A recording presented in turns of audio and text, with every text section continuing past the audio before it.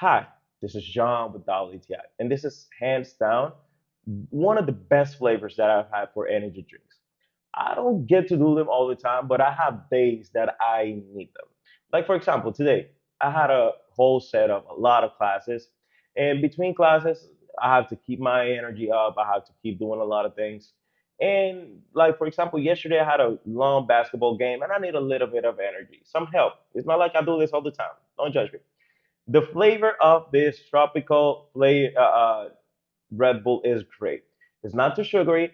It's not gonna pack you up with a lot of sugars that you're going to be double guessing or second guessing of your calorie intake, or if you're just having too many sugars or calories. A great flavor, tropical flavor. It feels like a little bit of pineapple mixed in, and all this combination is really good. You could combine it with pretty much anything, but I just like to drink it straight directly from the can. Really cold and effective. So this was John with WTI, and that was my point of view.